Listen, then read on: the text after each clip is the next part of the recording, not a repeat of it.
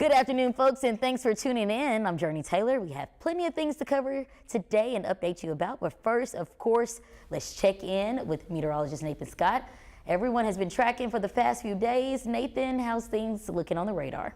Well, good afternoon, Jurnee. It is all quiet here in Central Arkansas. I wish the eclipse happened today because we've got beautiful blue sky out there.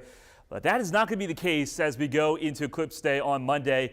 More on that coming up a little bit later. But start to your Thursday, waking up with numbers well into the 30s. 30 was the number in Clinton. It dropped down to 32 in Mena, 41 here in Little Rock, 36 in Camden. But with all that sunshine, we've warmed up nicely. Temperatures bouncing up into the upper 50s to lower 60s, 71 already in Texarkana. And the winds, they're not as strong as what we have been seeing over the past couple days, but it's still on the breezy side, so some of you may need a jacket. Temperatures today climbing up into the upper 60s to lower 70s across the board, into the low 60s in northeast Arkansas. And tonight, with clear skies in place, down the numbers go once again. So there could be some areas of patchy frost in the Ozarks and Ouachitas. Watch out for that. Bring in any sensitive vegetation or cover it up because those numbers will get close to freezing. Warmer temperatures are in my forecast, but also we have the chance of rain going into the weekend. And like I said, that eclipse forecast does feature some changes. More on that coming up.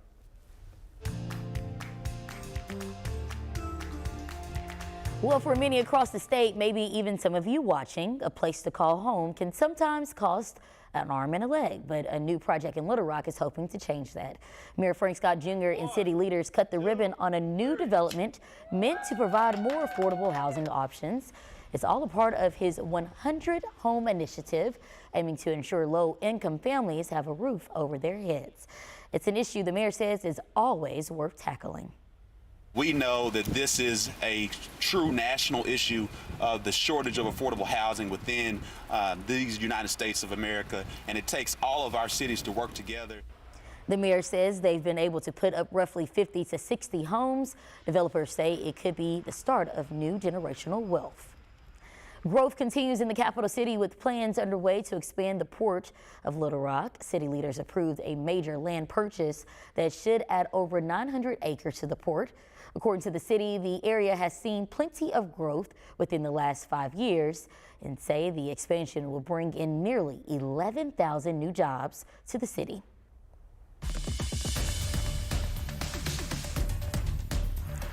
Well, new at noon, we have more information on an overnight shooting taking place at the Kroger on East Roosevelt in Little Rock. Officers responded to a shots fired call just after 9 o'clock last night. According to police, a woman by the name of Cherie Jones shot at a man for allegedly assaulting her. That's when police say he left the store, came back, and returned fire on the woman. Jones was eventually arrested by Little Rock police, but as for the man involved, he was taken to the hospital. There's no word on his condition. Developing out of Garland County, a high-speed chase ends with one man still behind bars this afternoon. The sheriff's office say they tried to stop 30-year-old Mark Hill after he was caught speeding down Albert Pike Road. That's when authorities say a pursuit broke out, police eventually catching up with him in Hot Springs. That's when they found a stolen 9mm handgun, 2 AR-15 style rifles, marijuana, and other drug paraphernalia.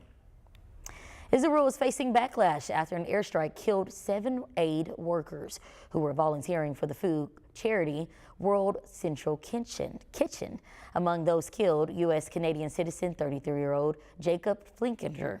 Israel's military addressed Monday's attack, calling it a grave mistake. This, of course, not enough to satisfy Jacob's parents, while others continue to heavily criticize those military operations. If it was a terrible mistake, then the Israeli military is extremely incompetent. I don't think we're an unfortunate mistake. It was really a direct attack on a clearly marked vehicle. President Joe Biden and Israel's prime minister are set to speak today for the first time since the attack.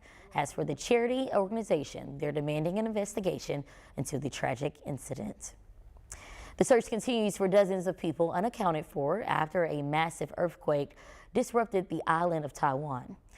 CBS's Ian Lee brings you those details.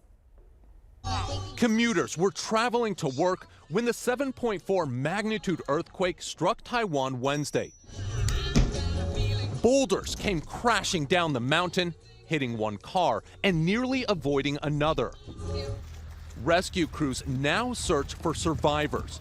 Over 1,000 have been injured, while more than 100 are still missing, many among the island's mountains. Up a remote valley, a drone discovered these miners stuck on a cliff. Landslides wiped out all the roads. But the epicenter witnessed the most severe damage. CBS's partner, the BBC, is on the ground. This building is one of them that partially collapsed during yesterday's quake. You can see it's leaning over at a very precarious angle. They're worried that an aftershock could bring the whole building down, so they are reinforcing the base there to stabilize it while operations to go inside and search the building carry on. The tremor struck as children started their school day. American Kevin Geiger's 8-year-old daughter was in class. The teacher said, go under the table, go under the table. So when the earth started shaking, did you know exactly what to do? Because we had the orange, the hat in our desk, so we took it out and put it on her head. And I was really happy that she was, like she said, being calm and not freaking out, right? Important not to freak out, right, Claire? Yeah. Claire is a brave little girl, and this morning Taiwan is still experiencing more aftershocks. Claire told me she's not scared because her school taught her what to do. Ian Lee, CBS News, London.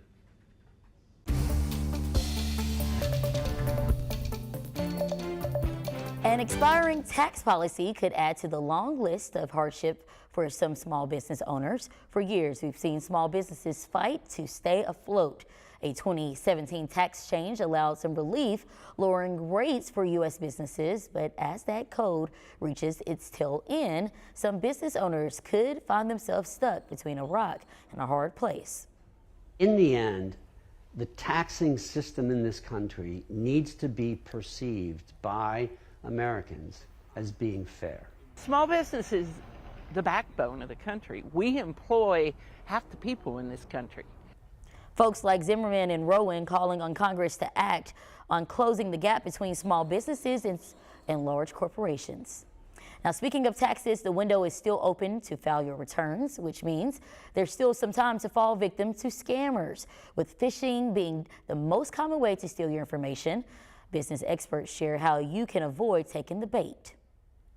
Fear, we're freezing your account. Greed, you've got a tax refund. You get something like that, especially if it's time sensitive, then you just run the other way. The IRS wants to remind you, never click on any links sent in an email or text if they come off suspicious.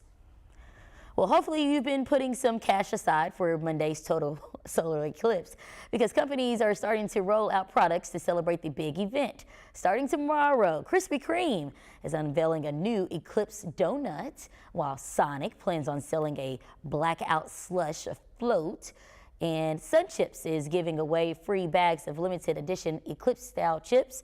Be sure to stick around for your Eclipse Central later in the show. Scientists are coming up with new ways to monitor our climate. Once we return, a look into how coffee plants are helping researchers keep an eye on things.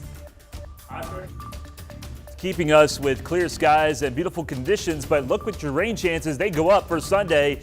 They drop off somewhat Monday, but then ramp back up Tuesday, Wednesday. Arkansas is going to be in between two systems for Eclipse Day. What does that mean in terms of cloud cover? More on that forecast next.